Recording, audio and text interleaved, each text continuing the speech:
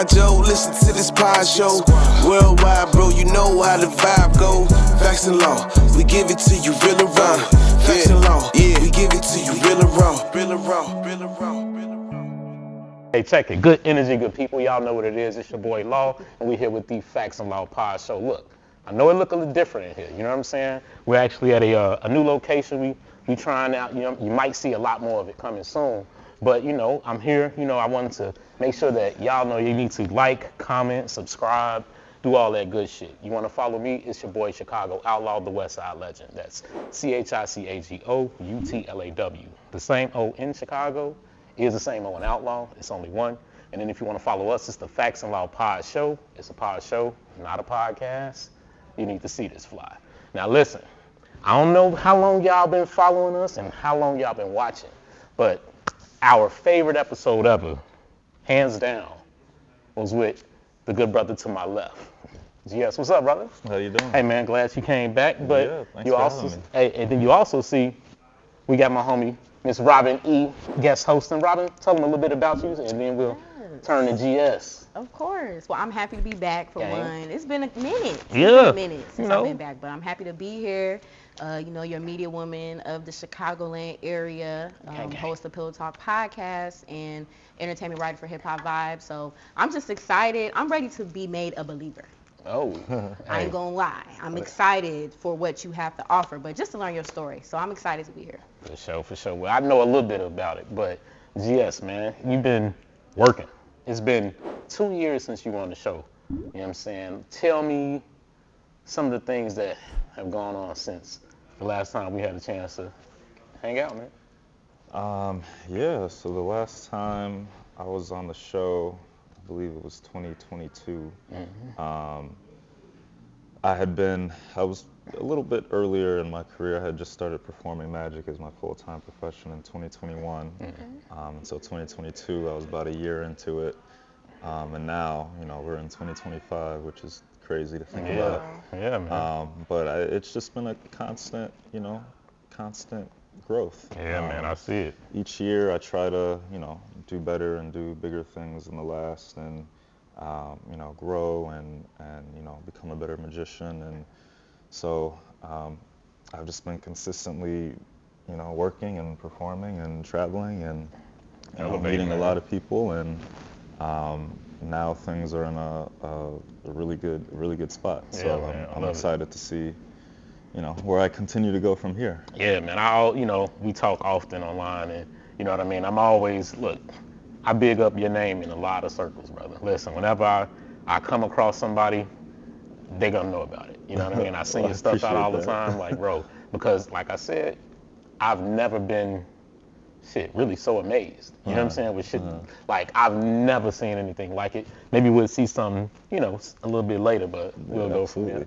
But Robin, you have something for him? I know you want to kind of. Well, right. I know y'all have history already. Right. You know what I'm saying? Like that.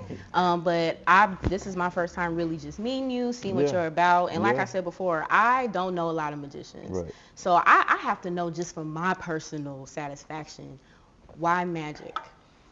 Yeah, so I got exposed to it when I was in middle school, like 5th or 6th grade. I'm 26 now. So it was just off of a YouTube video that I saw, and as a kid, it you know, it captured my attention. You know, I wanted to be able to impress people and do things that other people couldn't do. Now it's not really about impressing people. It's a lot deeper than that. But as a kid, that's what was my draw to it.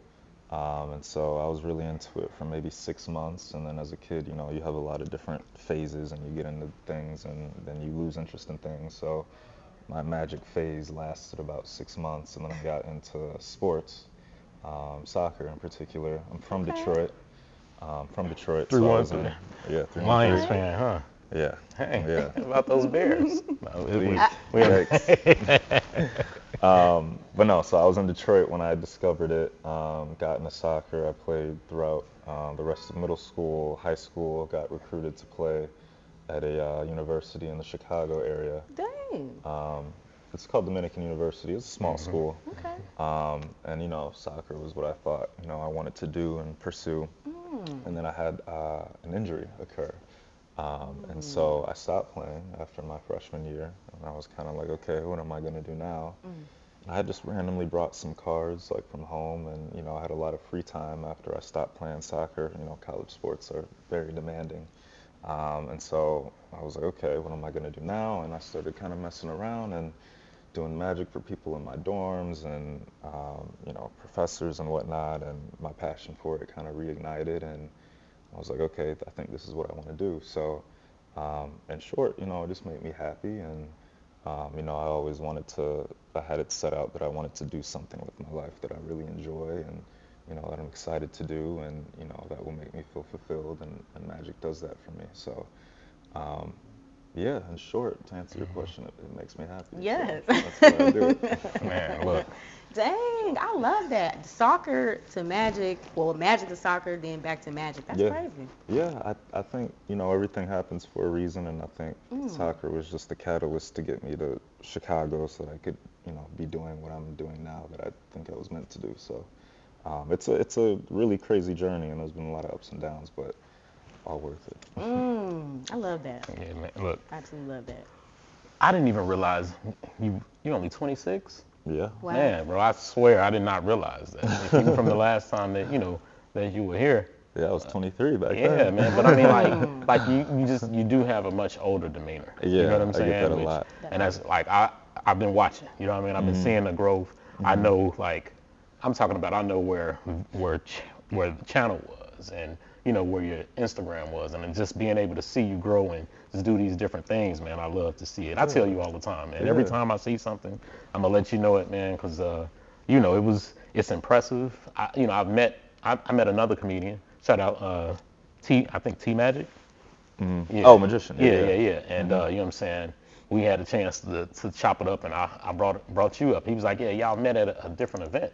Y'all did an event together, or you were doing an event or something like that? Yeah, it was called the Waymaker Men's Summit, and I had just went to network, and there was a lot of people there, and so I just went to network and perform in whatever capacity I could, which that's what I was doing a lot when I was first getting started, was just going to random venues and lots of street magic and just getting my name out there whatever way I could. So I just thought that would be a really good event to attend, and he was there. No. And that's how we met. So. Yeah, man. Look, you have used the networking to a T. You know what I mean? I see you everywhere, and every time I'm telling you. What was, like, so let's say since last time, and then where we are now, what would you say is your favorite, like, person to perform for, or, you know what I mean, that you actually had a chance to do something you couldn't expect? Favorite person? Well, I mean, I think I enjoy performing in general, no matter who it's for, where I am, what kind of event it is. But when you say favorite person, do you mean like among like notable people? Or? Well, I remember one of your favorites. I remember you saying was it Loretta Devine's birthday party? Was it Loretta Devine? Yeah. It was a event that she was attending. Yeah, okay, it wasn't her birthday, but you brought her up on stage. Yeah, that was a friend of mine who has this travel company. He's an actor. His name is Sedarius Brain, and he brought me on to perform at his one of his staycations. Like, it was in LA, and it was like a Black Panther Wakanda thing. Yeah, I remember that. Event. And so we had like a bunch of different celebrities come and take part, and she was one of them, and I did some stuff for her. But yeah, I mean, there's so many people that, I've got some favorites for sure. Yeah. I had recently, I think this was last summer, I'm from Detroit, and I had the chance to do some magic for Big Sean, which was, that was a dope Detroit moment. Okay. And, so he was great, and Kehlani last summer, like, she was great, and Lauryn Hill and her family, that was like a whole crazy story how that happened. And so yeah, I've been able to just kind of rub elbows with a lot of people and meet a lot of people, but I think most of the people that I've come across, if not all of them, have all been, really great, and I've really enjoyed. It's not too many times I do magic for people and I don't enjoy it. So so there's been a lot since then. That was 2022, but just to name a few, so many different events. So, but yeah, I enjoy it all, honestly. Yeah, man. That's cool. So I saw you had a chance to do All-Star Weekend. Oh yes, that was the most recent. Yeah, give me some of that, man, because you did some stuff on there. I'm like, this dude is. Yeah. Now look, I don't know if you remember my question last time was, do you ever use your powers for evil? Yeah, Right? I remember Listen, that. I remember that. Well, it's funny you bring that up again because that was last month at All-Star Weekend in San Francisco, and I had performed at. So I was there last year as well, and it was in Indianapolis, and I had just went. I had a friend putting it in my ear that I should just go down and try to perform in whatever capacity I could and just see what happens. It was in Indianapolis. It was only a 4 whatever hour drive. So I went down there. The weather was terrible, and luckily just ended up at Dwayne Wade does a spades tournament every year. Wow. And luckily ended up there and did magic for him and Candace Parker, and so I had reached out to him for this past year to see if I could perform again, and he was all for it. So I did his spades tournament again, and then I also did. Kevin Durant has this thing called the Boardroom Brunch that I went and performed there too. So how did you end up at the Boardroom Brunch? I just had a friend who his name is Claude. Shout out Claude. Shout out Claude. He is connected with Kevin Durant's business partner, so he was able to just put my name on there, and I took it, did the rest, and performed. So, work, man, booked and busy. Yeah. So, but that was a really good trip. Kevin Durant and D Wade and Shabuzi and Taylor Rooks. I recently, funny you bring up the evil thing, even though this wasn't really evil, but I'll let them decide.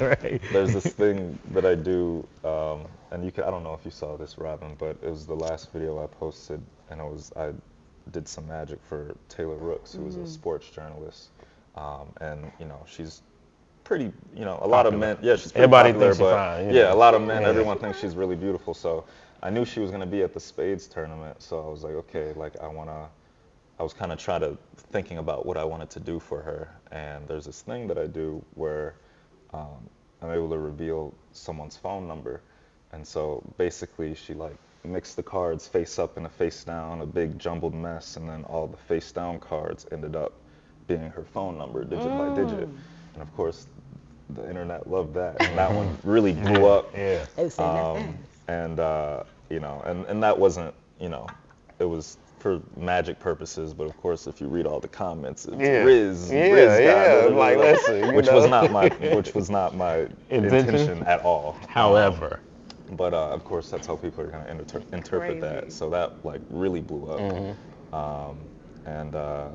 So man. I guess I don't know if that's what you meant. Listen, so y'all wish y'all had that secret. Look, when you see stuff like that, man, when I see it, it's just baffling because I just don't understand it, man. You know what I mean? I and it shows you how little you know about stuff. You know what I mean? You might think you pretty smart dude, but when it comes to that shit, I'm like, damn, how?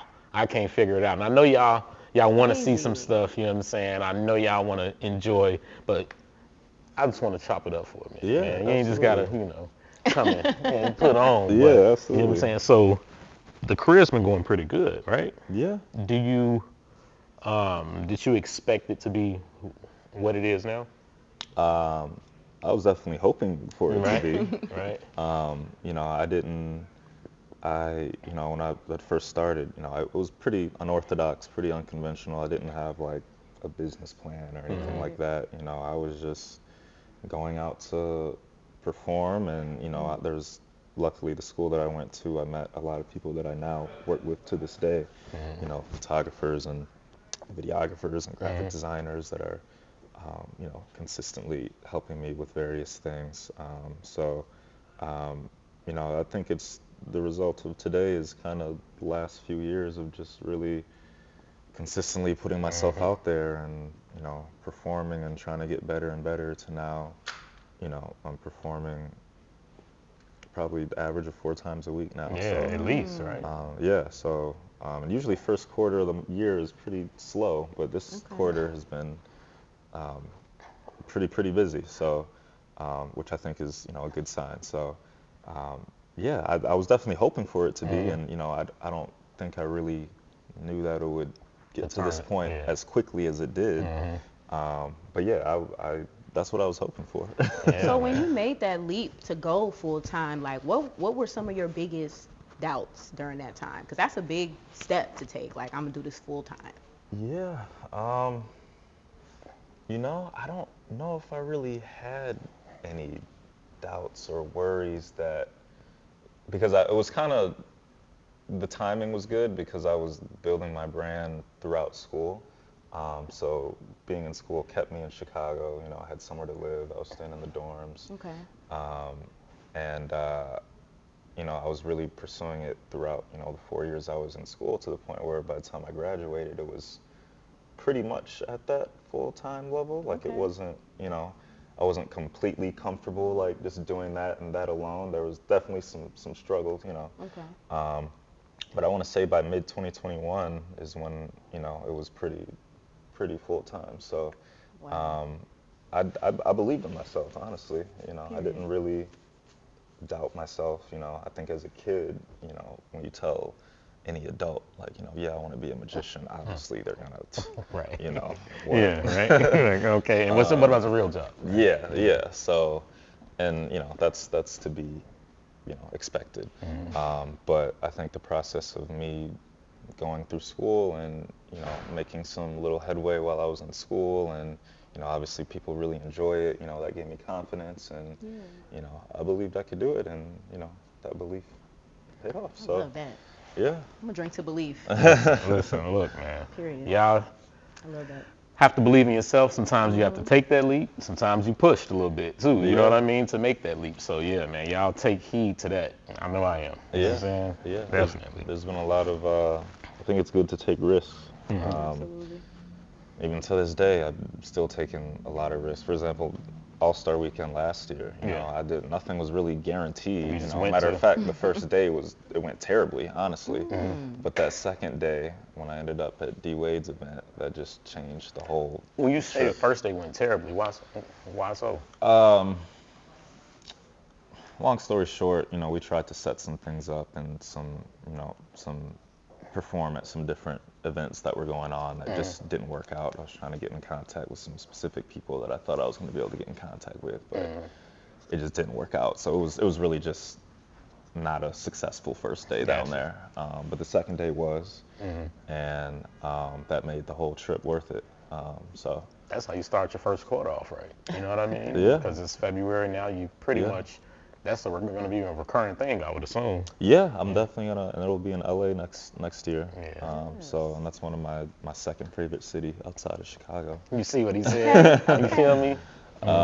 So yeah, I think it will be a recurring thing, you know, going forward. So, and that would have never happened if I didn't take that risk of just going down there and seeing what happened. You know? Yeah, man, that's dope. Well, I know y'all anxious. If you got any questions, if you wanna, you know, show Robin something, you know, I don't know. Look, what you got? Well, for one, again, I think this is just amazing. As a, you know, creator, as well, you know, entrepreneur, just somebody that dived full in.